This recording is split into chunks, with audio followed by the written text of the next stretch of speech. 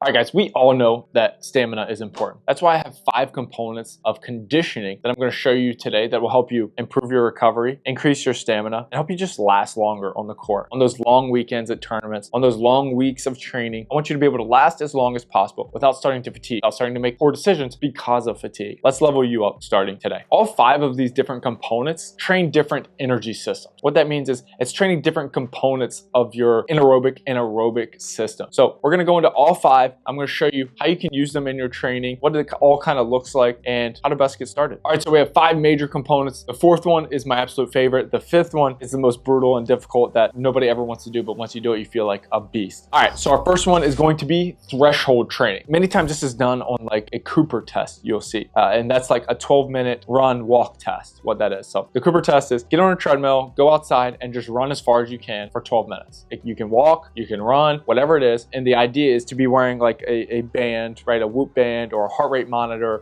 something that monitors your heart rate. And you want to take your average heart rate during that duration, okay? So you take the 12 minutes, you take your average heart rate during that duration. And then what you do is you use that average and then you train around that, okay? So what we do, that we'll find that threshold. And so let's say my average heart rate was 160. What we want to do is we want to train plus or minus about 5 beats per minute around that. So how I'll do it typically is I'll hop on a bike. I will go on an assault bike, usually one that has like the arms, right? Like that I'm going to be using right here to the side of me. I'll use that kind of bike. You can use a spin bike. It's not nearly as good. So my recommendation would be to use a fan bike or a rowing ergometer or running. So I'll go 12 minutes. It's hard and as fast as possible, right? Take my average heart rate. Ideally, you know, I'm measuring that, and let's say it's 160, and then I'm going to train around that 160, so 155 to 165. That's going to be my kind of range that I'm going to train in. So I'm trying to train that threshold, that anaerobic threshold there. So when I'm training this, I can do this in many different modalities, right? So I can do this on a bike, I can do this running outside, running on a treadmill, on a rowing ergometer, on a ski erg, doing different circuits like med ball slams for time, those kinds of things. But what I'm going to do is I'm going to do 2 to 3 sets of about 3 to 10 minutes. So it's kind of difficult to do like certain like repetitive movements because it's such a long duration. So you usually want to be like running or biking or rowing or things like that. So 2 to 3 sets of 3 to 10 minutes. So, you know, if you're a beginner, you want to start in those lower ends and those lower ranges and then kind of work your way up. So our whole goal here is to accumulate work at that threshold. So if my threshold number was 160, right, I want to accumulate as much work as possible at and around that range of 155 to 165. So like I said, beginners, they start early on and maybe they're accumulating what, like 20 minutes total within a session. Then they accumulate 25, then they accumulate 30, then they accumulate 35, and then their threshold starts to increase and they've accumulated more and more work. So start adding this into your program. If we want to decrease that average heart rate during a Cooper test, it's just like looking at like, how can I decrease my average heart rate while I'm playing pickleball? We're kind of training that threshold. All right, one of my favorites is going to be explosive repeats. This is one that we used in professional baseball a lot as well. And what we do here is we're training fast twitch muscle fibers over and over again, repeatedly. Okay, so what we're doing is you can use multiple different exercises here. Like you can just do as basic as sprinting, but you can do, you know, squat jumps, kettlebell swings, med ball throws, different things like that where it's like max effort. You want to start off around like 8 seconds of work followed by 60 seconds of rest. Okay, so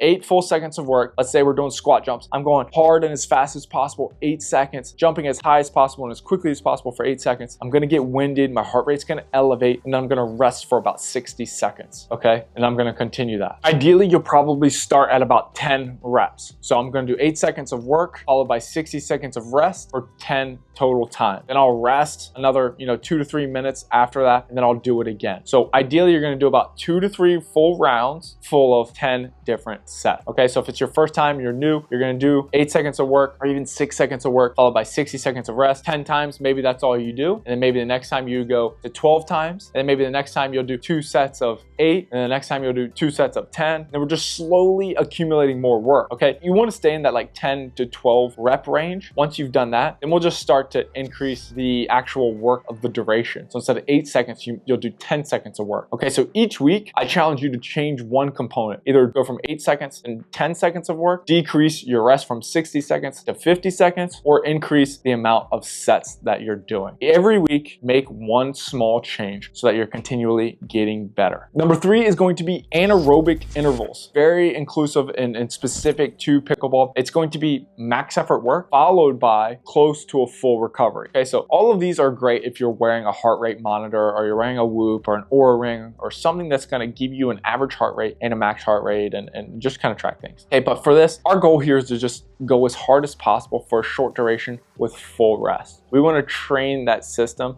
this max effort system, in the best way possible, right? So we're gonna do that with like sled pushes, hill sprints. Those two are actually my favorite. And if I could recommend one, it would probably just be hill sprints, because you'll get a little bit of intensity with the incline of the hill, as well as, you know, obviously you get to go at max effort and max speed. So my recommendation is find a hill and start sprinting up that tomorrow. And your goal for this is going to be 10 seconds of work, okay? So whatever you do, hill sprints or sleds, you wanna do 10 seconds of max effort work. Put a treadmill up on the incline as high as it goes, usually around like 12% incline, 15%. Crank that thing up to maybe the max speed, 13, don't fall off, but crank it up and go for 10 seconds of work. Then I want you to hop off, just walk around, don't stand on the edges. I want you to be able to walk slowly and briskly. Get your heart rate down to like, 120 or below, so that you're somewhat of like close to a full recovery, right? You're at least like hitting like that zone 1. Then I want you to go again. Your goal here is to do this for 10 to 15 reps, 2 to 3 sets. Okay, we would just want to accumulate more and more and more volume. Beginners, start with 1 set. Start with 10 reps, 1 set, just that's it. Slowly start accumulating more volume. Okay, write down your volume at the end of the week, right? I did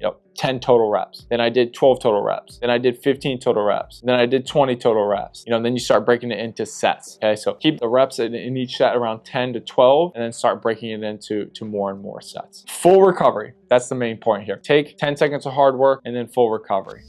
Real quick, guys, let me interrupt for 2 seconds. If you're looking for training, if you want to move better on the court, get stronger on the court, improve your stamina on the court, and if you're looking to get to 5-0, book a call with me. Drop down the show notes, click the link, book a call with me. I want to train you. I have a team that we've been helping people with nutrition counseling. We've been helping people get stronger, faster, move better on the court so they can reach their peak fitness or pickleball. All geared towards pickleball. I train the best players in the world. Anna Bright, Hayden Patrick, Travis Rettenmeyer, Tyra Black, Jamie Martinez-Vic, Catherine Parinto. Trained all these different players, and I've trained hundreds of different amateurs. Let me help you next. Drop down the show notes, click the link, and book a call. All right, get back to the video.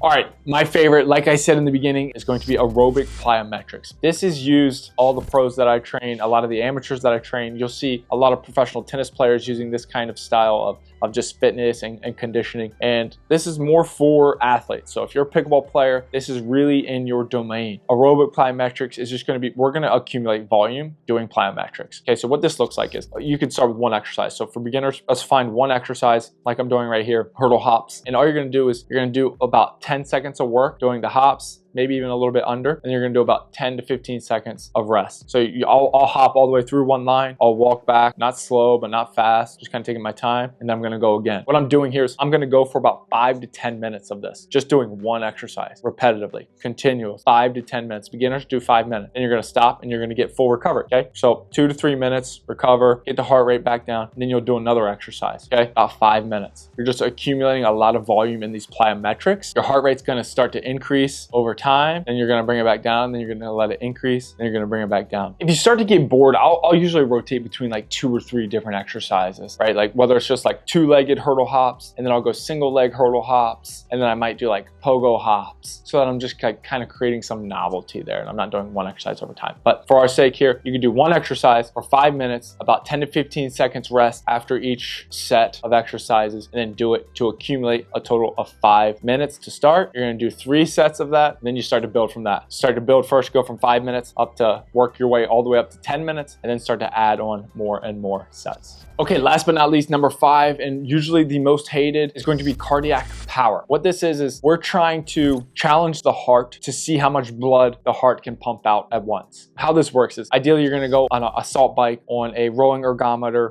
you could even do it sprinting, you can do it on a spin bike, but you're gonna have to kind of increase the intensity a little bit, like the knob, so that's very difficult. But what this looks like is, during that 1 to 2 minutes, you're gonna go as hard and as fast as possible until you pretty much fade out and you can't go anymore. Then you're gonna go into a full recovery, right? That could be 3 to 5 minutes. our more advanced athletes, it might be 2 to 3 minutes. We're just trying to get our heart rate, in the 100s again, low 100s. Once we have that full recovery, we're gonna go again. You're gonna go as hard and as fast as possible for 1 to 2 minutes until you fade out and you can't go anymore. This is, like I said, it's working, challenging the heart to pump out as much blood as quickly as possible. We're challenging that, and it's hard. You don't want to do this often. You do about once a week at max, right? A lot of people are like, I'll try and dabble it in twice a month, maybe for people. 1 to 2 minutes, as hard and as fast as possible. You're gonna do about 3 to 4 sets of this. Once you've kind of mastered those 3 to 4 sets, we'll start to ramp it up to like 5 to 6 sets. And then, once we get into like the 8 sets, we don't really go much higher than that. Guys, that's 5 awesome stamina building exercises that you can add into your program starting today. If you love using a bike, start doing that today. If you love using a rower, start doing that today. If you have sleds or med balls that you want to use, start adding those in today. The biggest question is, how do I add those in? What does that look like for me? What do I need to improve? The real answer is, I don't know. What I would do is I would take those 5 components and I would look at all of them and be like, all right, which 1 or 2 am I the least good at, right? Like maybe I need to work on power a little bit more,